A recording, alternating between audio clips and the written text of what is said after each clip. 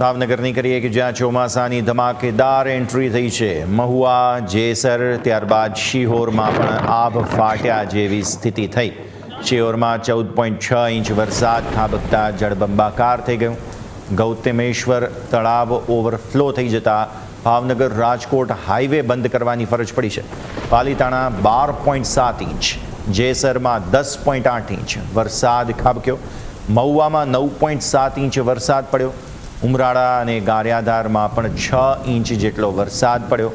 સિઝનના પહેલા વરસાદમાં જ ભાવનગરના ગ્રામ્ય વિસ્તારમાં જળબંબાકાર જેવી સ્થિતિ સર્જાઈ હતી।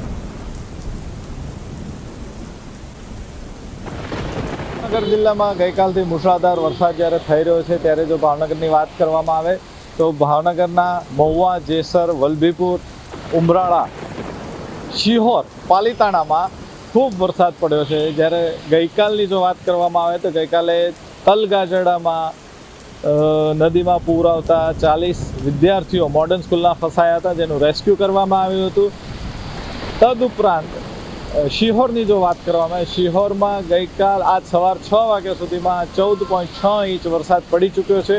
અને જે ભાવનગર અને રાજકોટને જે રસ્તો જોડે છે, જે ગૌતમેશ્વર નદી નીકળે છે, કોઝવે જેવું છે, ત્યાંથી ઉપરથી પાણી જાય છે, જેના કારણે રાજકોટ અને ભાવનગર વચ્ચેનો જે કોઝવે છે તેની ઉપરથી ખૂબ પાણી જવાથી બંને બાજુનો ટ્રાફિક અટવાઈ ગયો છે અને સંપર્ક વિહોણા કહી શકાય કે ભાવનગર જિલ્લો અને રાજકોટ જિલ્લો છૂટો પડી ગયો છે।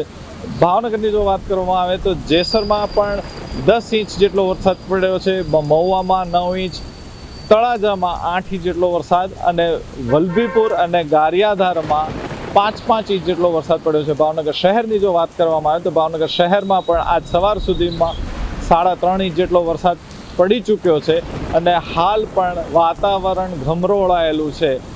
નીચાણવાળા વિસ્તારોમાં ઘરોમાં પાણી ઘૂસવાની ફરિયાદો પણ આવી છે।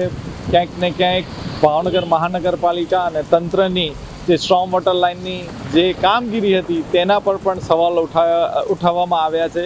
પરંતુ જો શિહોરની વાત કરવામાં આવે તો શિહોરનો જે કોઝવે છે કે જે ભાવનગર અને રાજકોટ શહેરને જોડતો રોડ છે, જે ગૌતમેશ્વર નદીમાં પાણી આવતા તે પાણીથી ભરાયેલો હતો, જેના કારણે ટ્રાફિક બંને સાઈડ થંભી ગયો હતો અને હાલ ભાવનગર અને રાજકોટ જે વિખૂટા પડી ગયા છે।